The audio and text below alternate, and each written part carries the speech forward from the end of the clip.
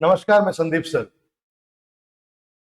आपने कई बार यह तो सुना होगा कि पानी की टंकी में लीकेज हो गया है, लेकिन आज यह न्यूज नहीं है, यह तो साधारण न्यूज है। आज न्यूज है कि ऐसे कई सारे एविडेंस मिले हैं जो ये बात को प्रमाणित करते हैं, प्रूफ करते हैं कि जो हमारी धरती है और उसका जो कोर है वो लीकेज हो रहा है। न्यूज क्या है जरा देखते हैं। न्यूज है कि बेसिकली फिजिक्स ऑर्गेनाइजेशन से लिया हुआ है। Further evidence of earth core leaking found on Baffin island. मतलब एक आगे और भी सबूत मिले हैं, एविडेंस मिले हैं क्या चीज का, कि अर्थ कोर लीकिंग का on Baffin island. Baffin island basically यह कनाडा में पड़ता है और वहां पर इस बात की एविडेंस मिल रहा है कि कोर जो है, धरती का जो कोर है, हमारे पृथ्वी का जो कोर है वो लीकेज है। कोर क्या होता है थोड़ा देख लेते हैं एक पॉइंट से। जैसे यहां पर आपको दिख रहा होगा कि मान लेते हैं ये हमारा अर्थ है, अर्थ है। तो जब आप इसे काटेंगे तो कुछ इस ढंग का दिखेगा, ठीक है। सबसे ऊपरी पार्ट जो होता है अर्थ का, जिसपे मिट्टी उट्टी रहती है पड़ी हुई, ये हो गया क्रस्ट, ठीक है। ध्यान में रखेंगे, इसे क्रस्ट बोलते हैं। सबसे ऊपर वाले पार्ट को जब मिट्टी होता है क्रस्ट होता है। लगभग क्रस्ट 5 किलोमीटर से लेकर 30 किलोमीटर के बीच में पाया। उसके बाद यानी क्रस्ट के बाद मेंटल होता है। ये क्रस्ट मान लेते हैं यहां तक है। उसके बाद मेंटल है। मेंटल लगभग 2900 किलोमीटर तक होता है और वहां से लेकर के लास्ट तक क्या होता है, कोर होता है, जिसमें आउटर कोर जो है, बाहरी कोर दो भाग में डिवाइड किया गया। बाहरी कोर यानी आउटर कोर 2200 किलोमीटर, और जब आप उससे आगे जाएंगे तो 150 किलोमीटर जो अंतिम बचेगा, यानी पृथ्वी का एकदम बीच का पॉइंट, इनर कोर, यानी कि 1250 किलोमीटर। तो ये बेसिकली बोला यह जा रहा है कि बैफिन आइलैंड, मान लेते हैं बैफिन आइलैंड यहां पर है, तो यहां से कुछ चीजें ऐसी निकल रही है जो यहां पर आ रही है। इस बात के सबूत मिले हैं। मतलब कि ये नहीं कह रहा है कि क्रस्ट से कोई चीज निकला हो या मेंटल से अपर मेंटल। वैसे मेंटल भी दो भाग में डिवाइड है, upper mantle and lower mantle. वैसे ही outer core and inner core. यहाँ पर हम उस डिवीजन की चर्चा नहीं करेंगे, ज्योग्राफी का पार्ट है, जरूर पढ़े आप लोग, आराम से इसको पढ़ लीजिएगा आप लोग कभी। लेकिन इतना जान लीजिए कि पृथ्वी जो है वो 3 भागों में डिवाइड। सबसे ऊपर क्रस्ट होता है, बीच में मेंटल होता है और सबसे लास्ट में कोर होता है। तो पता चल रहा है कि ये जो कोर है, यहां से कुछ चीज लीक हो रहा है और वो कहां जा रहा है, मेंटल होते हुए। कहां होते हुए, मेंटल होते हुए वह बाहर निकल रहा है। और कहां निकल रहा है, बैफिन आइलैंड, जो कनाडा। चलिए और भी चीजों को देखते हैं और समझते हैं। यहां पर एक बात ध्यान रखेंगे, सबसे ऊपरी परत जो होती है, जो सबसे ऊपर का जो हिस्सा होता है, उसको क्रस्ट बोलते हैं। क्रस्ट बेसिकली यदि मैं आपसे कहूं कि 5 to 7 किलोमीटर होता है ओशियन में, और जो हमारी धरती है यानी अर्थ में, वहां पर इसकी मोटाई जो होती है 30 किलोमीटर होता है, ठीक है। ध्यान रखेंगे इस बेसिक फेनोमेना को, ठीक है। और एक बात यह भी ध्यान रखेंगे कि ओशियन में जो क्रस्ट होता है वो बेसिकली वहां पर जो रॉक पाए जाते हैं वो बेसाल्ट होते हैं, और जो कॉन्टिनेंट में जो क्रस्ट होता है, जो अधिक मोटा है और थिक है, वो बेसिकली ग्रेनाइट के बने हुए होते हैं, ठीक है। तो ध्यान रखेंगे, ये जो आपको लगा कि क्रस्ट जो है वो 5 से लेकर 30 किलोमीटर, ये जो वेरिएशन सर बता रहे हैं कि ये बेसिकली ओशियन एंड कॉन्टिनेंट के कारण है, ठीक है। आगे आगे पढ़ते हैं, इसको जान के पढ़ते हैं आखिर क्या चीज है जो इस बात को प्रूव कर रहा है कि देयर इज ए लीकेज। तो यहां पर है कि combined team of geochemistry from the Woodhull Oceanography Institution and California Institute of Technology has found the evidence of high level of helium-3 in the rock of Baffin Island, possibly evidence that the Earth core is leaking. मतलब Baffin island में बहुत ही या कुछ शोध संस्थाएं हैं। एक वुडहोल oceanography institute और कैलिफोर्निया का इंस्टीट्यूट टेक्नोलॉजी। इन लोगों ने जब पता लगाया तो पता चला कि बेफिन आइलैंड की रॉक पर हीलियम 3 का जो लेवल है वो बहुत ज्यादा है। और इस लेवल की बढ़ी हुई लेवल, तो ये प्रूव होता है हीलियम 3 की जो लेवल जो इंक्रीज है उससे ये प्रूव होता है कि अर्थ का जो कोर है वो लीकेज है। अब ऐसा क्यों है तो जरा देख लीजिए, यहाँ पर कुछ और बातें हैं जो आप लोग को समझ में आ जाए। यहां पर इस बात को जानेंगे, समझेंगे कि देखिए,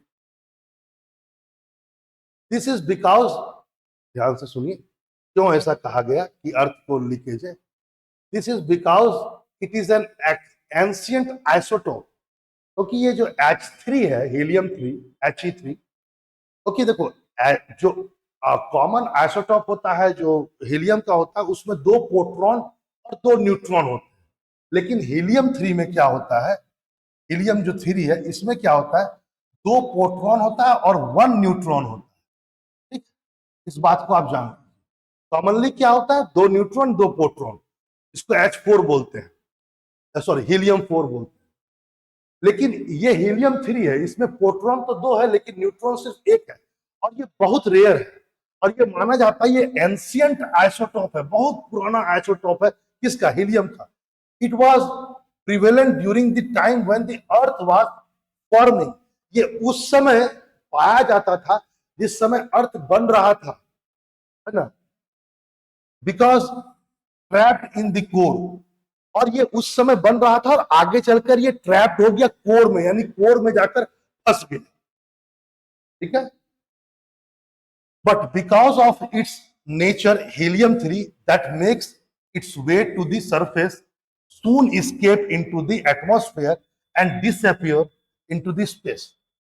लेकिन एक बात समझा जाए कि हीलियम 3 जो है, यहां पर इन्होंने कहा कि हीलियम 3 बेसिकली बहुत एंशियंट आइसोटोप है, जो जिस समय पृथ्वी यानी 4.5 करोड़ अरब 4.5 अरब साल पहले जब पृथ्वी बन रहा था,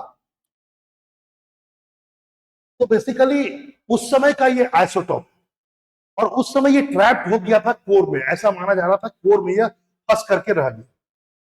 लेकिन फिर भी यदि बेफिन आइलैंड में इसकी मात्रा बहुत हायर लेवल पर है, क्योंकि देखो H3 जो हीलियम जो 3 है वो बहुत रेयर है। और रेयर इसलिए, ऐसा नहीं कि वो नहीं मिल सकता है वातावरण में, मिल सकता है, लेकिन वो रेयर अपने नेचर के कारण से हो जाता है। कैसे, क्योंकि वो जैसे ही सरफेस पर आता है वो तुरंत स्केप हो जाता है एटमॉस्फेयर में और फिर डिसअपेयर हो जाता है। ठीक है, दस हीलियम 3 इज रेयर।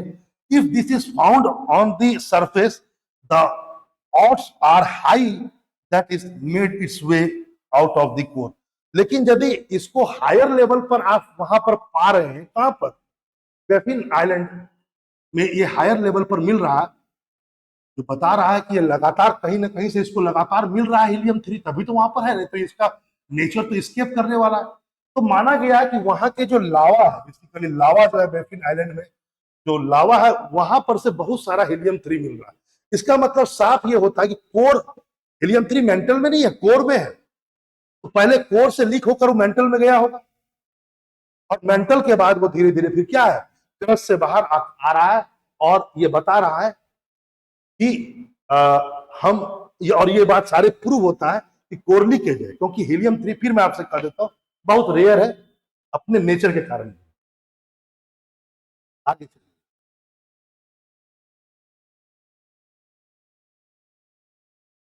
वही बातें यहां पर लिखी हुई है कि बेसिकली दी हाईएस्ट, अभी हाईएस्ट मेजर किया गया है टेरेस्ट्रियल रॉक में। ऐसा पहले कभी मेजर नहीं किया गया था, रेशियो अभी बहुत ज्यादा है इसका, तो ये बात भी इसमें कहा गया है। यहाँ पर यह भी ध्यान रखेंगे कि जो हीलियम 3 है उसका एक अपना इंपॉर्टेंस भी है, क्योंकि आगे चलकर अर्थ के जो बना हुआ है उसकी जो रहस्य है उसको खोल सकता है। फिर न्यूक्लियर फिशन में जो चीजें जरूरत होती है, जो हमें ईंधन का आवश्यकता पड़ेगी, उसको भी ये पूरा कर सकता है। यहाँ पर मैं संलयन की बात कर रहा हूँ, यहाँ पर मैं फ्यूजन की बात कर रहा हूँ, फ्यूजन की बात नहीं कर रहा हूँ। ठीक है, तो माना जा रहा है कि हीलियम 3 के मिलने से, इस ढंग से मिलता है तो एनर्जी प्रॉब्लम भी सॉर्ट आउट हो सकता है। और साथ ही साथ हीलियम 3 के साथ साथ कोर से और भी कुछ मटेरियल्स वगैरह निकल रहे हैं, क्योंकि निकिल और आयरन जो है वो तो बहुत प्रोमोनेंट है वहां पर कोर में, लेकिन हीलियम 3 के साथ साथ कुछ और भी चीजें निकल रही है, तो वो भी बहुत सहायता देगा आगे चल करके हम लोगों को समझने में पृथ्वी की बनावट। अब देखते हैं बैफिन कहां पर है, जरा समझ लीजिए। बैफिन जो है वो देखिए यहां पर है, आपको ये साफ दिख रहा होगा। बैफिन आइलैंड यहीं पर है और ये कनाडा का पार्ट है। इसके बगल में बे ऑफ बैफिन है, इसको भी आप ध्यान में रखेंगे। और भी बहुत सारी चीजें हैं, आप देखिए यहाँ पर बैंक आइलैंड है, आप याद रखेंगे। यहाँ पर विक्टोरिया आइलैंड है। ये पूरे क्षेत्र को आपको ध्यान में रखने की जरूरत है, आप जरूर इसको देखेंगे। यहाँ से क्वेश्चन आ सकता है, लेब्राडोर है। एक बात यह भी ध्यान रखें, जो बैफिन आइलैंड है ये वर्ल्ड का टॉप 5th आइलैंड है, इसको भी ध्यान में रखेंगे।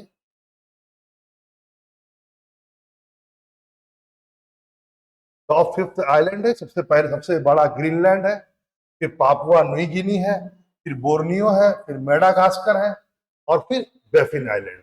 ठीक है, उसके बाद और भी है, फिर सुमात्रा है 6 नंबर पर, 7 पर पांसू है जो बेसिकली जापान का है, 8वां में ग्रेट ब्रिटेन है, फिर विक्टोरिया आइलैंड है, ये भी क्या कहता है कनाडा का।